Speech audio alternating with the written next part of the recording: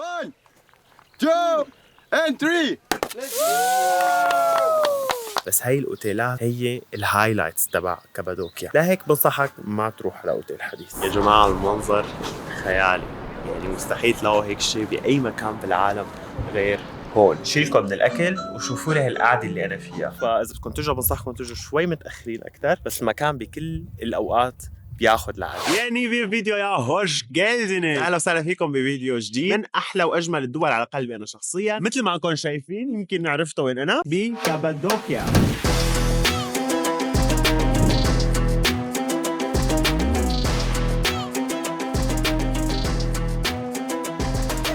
كابادوكيا من مدن كاملة تحت الأرض لحد الآن ما حدا بيعرف كيف انبنت، لرحلات المناطيد المشهورة اللي بتورجيك جمال ما بيتصدق. كابادوكيا مو مدينة واحدة، هي منطقة تاريخية وجغرافية موجودة بوسط تركيا تماما، تشمل عدة مدن وقرى مثل أورغوب، نيفشهير، غورمي اللي رح تكون إقامتنا فيها. جماعة أنا هلأ وصلت على الأوتيل. ليش رحت وسافرت وشفت أوتيلات؟ حياتي ما شفت أوتيل فريد من نوعه، يمكن هي أحسن كلمة ممكن أوصفه فيها. حتى الخزن مثلا، إنه الخزانة هيك بالحيط، حتى السقف حجر، بس لازم أصور لكم إياه بكرة الصبح مع الضوء. الحمام كمان شكله غريب، تحسها طالعة من عالم قصص وحكايات المدري إيش.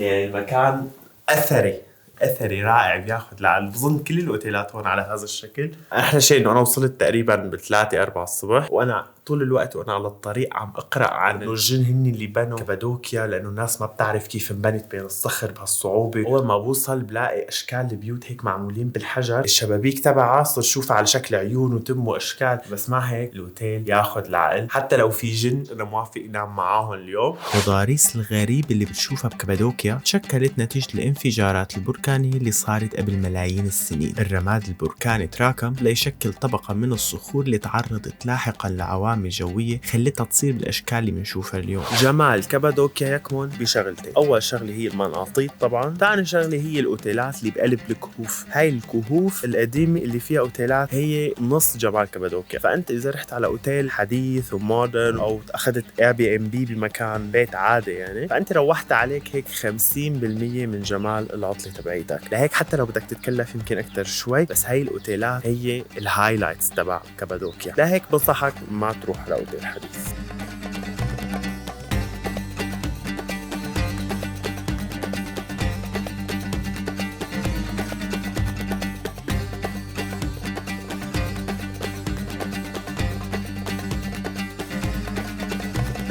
غير الاوتيل الرائع اللي انا فيه حاليا، الجو اللي جيت فيه كمان بيرفكت، يعني جيت بالوقت المناسب. احسن وقت لحتى تزوروا كابادوكيا هو الربيع، يعني شهر نيسان ابريل او الخامس تقريبا على السادس ماكسيموم، بعدين بصير شوي شوب بتركيا. لهيك يفضل تجوا بالربيع، وخصوصا اذا حابين تطلعوا بالمنطاد. المناطيد ما بتطلع الا اذا كان الجو ما فيه ولا مشكله. هيك اذا جيتوا بالشتاء ممكن يعملوا كانسل لكل الرحله قبل بساعه او حتى وانتم موجودين هنيك. فاذا حابين تطلعوا بالمناطيد، حابين تشوفوا كابادوكيا بجو حلو، تعالوا بالربيع حصرا. مع انه في كتير ناس بتحب تزورها بالشتاء على اعتبار انه بينزل فيها كتير تلج، بس اذا انتم بتحبوا التلج وبتحبوا تشوفوا كابادوكيا بالتلج فالشتاء هون كتير مناسب لإلكم. بس في شغله مهمه، انه انتم عم تتنقلوا فيها لازم يكون عندكم سياره. التنقل هون بدون سياره كتير صعب، ويفضل تاخذوها من الاوتيل مباشر. الاوتيل هو بينظم لكم هاي القصص، بكلفكم بين 20 و$30 باليوم، ولكن اذا قضيتوها تكاسي من محل لمحل حيكلفكم تقريبا نفس الشيء. والمواصلات العامه صعبه كتير، سياره شيء كتير مهم. هاي نصيحه من مجرب.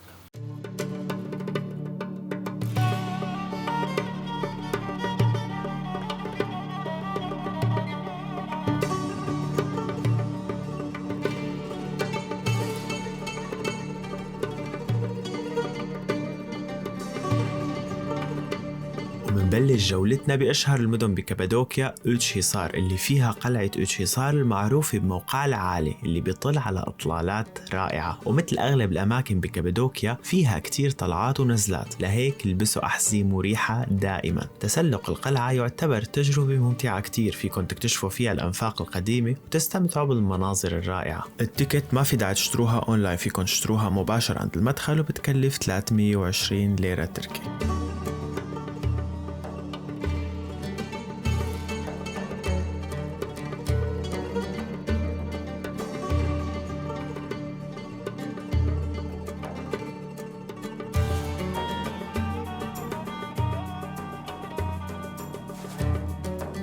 أنا حالياً بأعلى نقطة بكابادوكيا، مو إنه بهاي الضيعة بس، بكل كابادوكيا. هاي القلعة هي أعلى نقطة. من فوق فيكم تشوفوا تقريباً كل كابادوكيا، المنظر بياخد العين والجو كتير رائع اليوم. مكان يستحق الزيارة، خصوصاً إنه تيكت ما بتكلف كتير. حسب ما قريت وفهمت إنه هاي القلعة عمرها فوق 4000 سنة أو بين 3000 و 4000 سنة، يعني محل كتير حلو بيستحق الزيارة.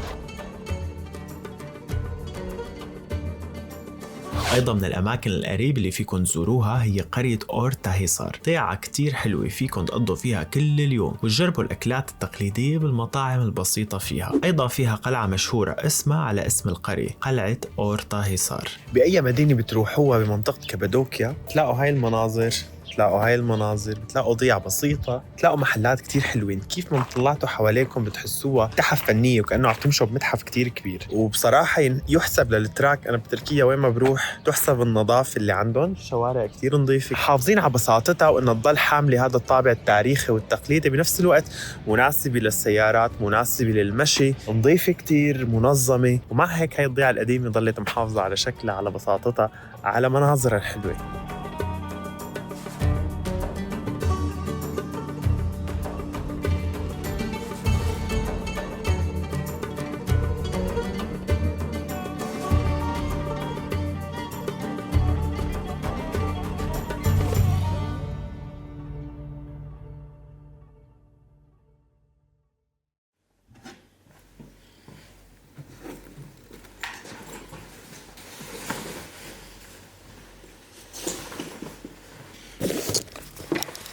تعرفوا شو أكتر شيء مزعج بالعالم؟ إنك تفيق الساعة 4.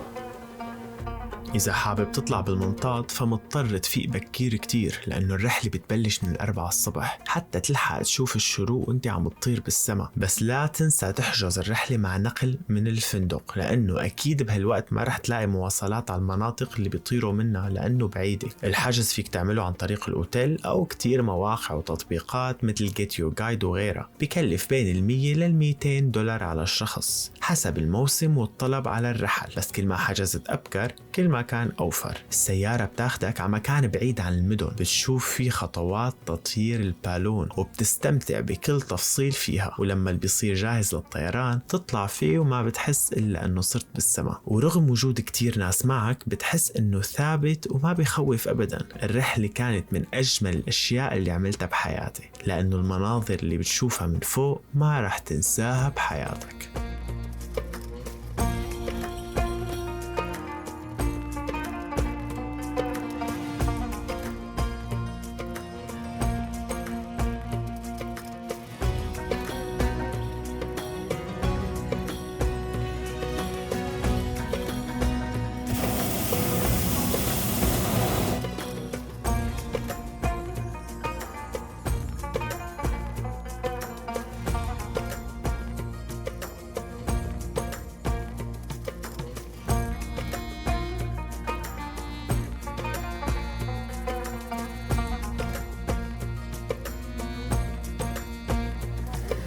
منظر خرافي.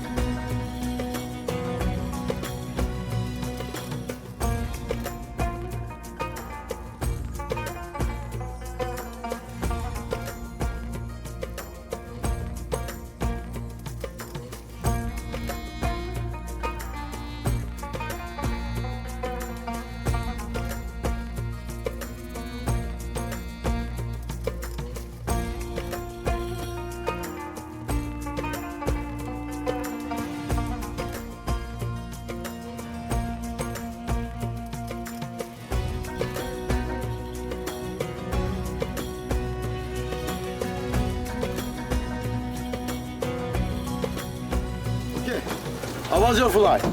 Good? Very good. Amazing. Yeah, thank you. Okay, all together. Are you ready?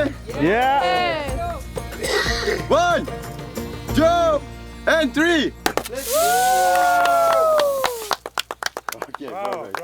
أحلى شيء عملته لحد الآن بكل السفرات اللي رحتها المنظر اللي فوق خرافي، مو طبيعي قديش هيك في هدوء وسلام، وانت بتفكر انه الموضوع كتير بيخوف بس هو بيكون ثابت اكتر حتى من الطيارة. بتحس حالك انه على الارض، ما بتحس حالك انه في شيء خطير، ما بتحس بأي مشكلة. المكان عن جد اللي اخذونا عليه كمان اللي طرنا فيه، الطبيعة اللي فيه بتاخد عن جد من اجمل التجارب اللي ممكن تعملها. ما تفوت ابدا طلعة المنطاد اذا جيت على كابادوكيا. بالاخير بيوزعونا شامبانيا، طبعا هي ما لها علاقة بالشامبانيا، هي مي وسكر بدون كحول بدون اي شيء، بس منشان تعطيهم بخشيش. فهذا الشيء كتير مهم انك تعطيهم بخشيش بالاخير، لانه فعلا كانوا كتير لطيفين كتير بروفيشنال وعن جد بيستاهلوا. وإذا حابب تتصور صور حلوين مع المناطيد، ففي منطقة مطلة على بانوراما رائعة بتزورها الصبح بكير بوقت تطير المناطيد، تاخد أحلى صور معهم. المنطقة اسمها أشكلار تيبيسي، ويعني تل العشاق، بس لازم تزورها بين 5 و6 الصبح لتشوف منظر ما رح تنساه بحياتك. يا جماعة المنظر خيالي، يعني مستحيل تلاقوا هيك شيء بأي مكان بالعالم غير هون. أنا بحياتي ما شفت هيك شيء، وبظن إنه ما رح أشوف هيك شيء. ما بعرف كيف بدي أوصف الوضع، بس واو.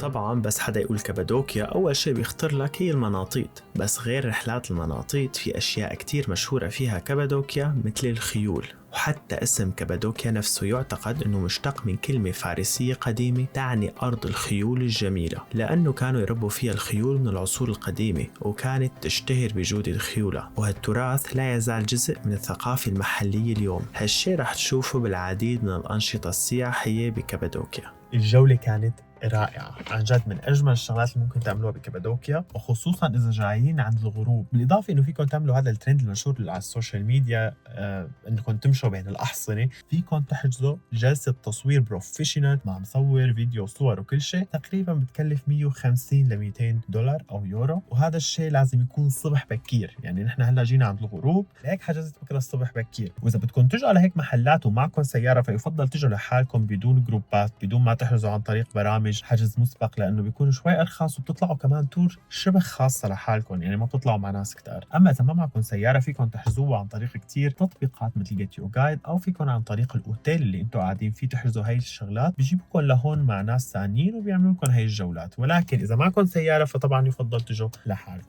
إذا حابين تشوفوا نتائج جلسة التصوير، فيكن تفوتوا على الإنستغرام وبتلاقوا الفيديو والصور وحساب المصور ومكان المزرعة تحت هايلايت كابادوكيا.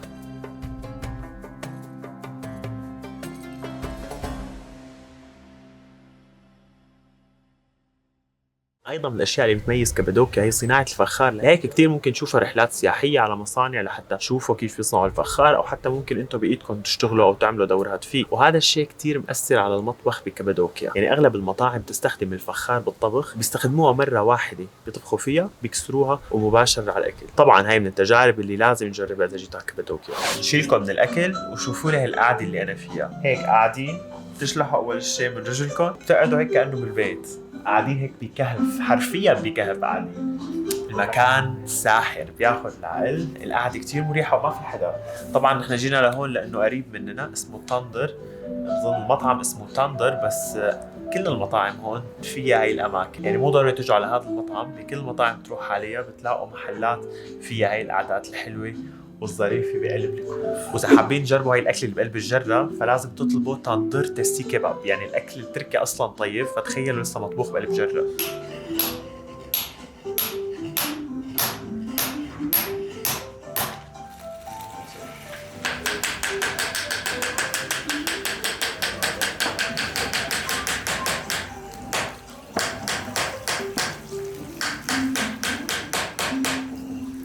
ما بعرف كيف بدي اكل، عم يغلي غلي، يعني طالع عم يغلي.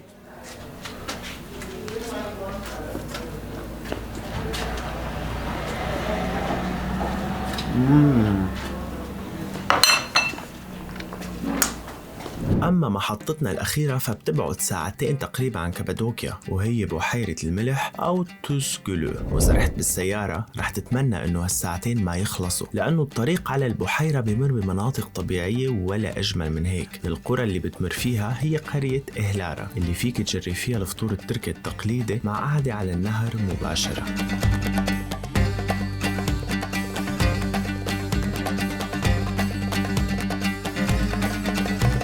بتلاقي فيها أيضاً جام تراس كافيه اللي فيها بلكون زجاجي رائع ومطلة على جبال حسن اللي مغطاية بالثلوج، والمنظر فيها بيحسسك وكأنك بسويسرا.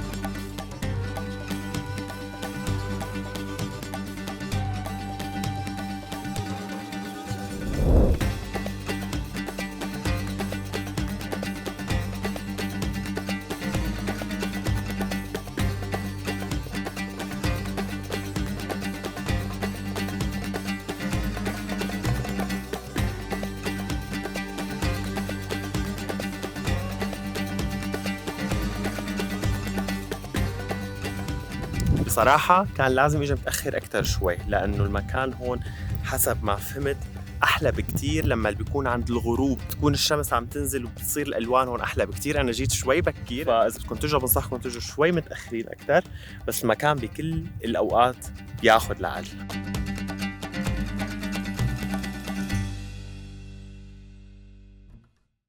وهيك بتكون خلصت جولتنا بكابادوكيا. ان شاء الله يكون عجبكم الفيديو، بتمنى تستفادوا منه اذا رحتوا لهنيك. اذا حبيتوا تعرفوا تفاصيل اكثر عن الاماكن اللي كنت موجود فيها بالترتيب فيكم تفوتوا على الانستغرام هايلايت كابادوكيا، من هنيك فيكم تشوفوا الاماكن مع المواقع تبعها بالترتيب. اذا عجبكم الفيديو فما تنسوا تضغطوا سبسكرايب ولايك تدعمونا القناه شوي. شوفكم بفيديو جديد وباي باي.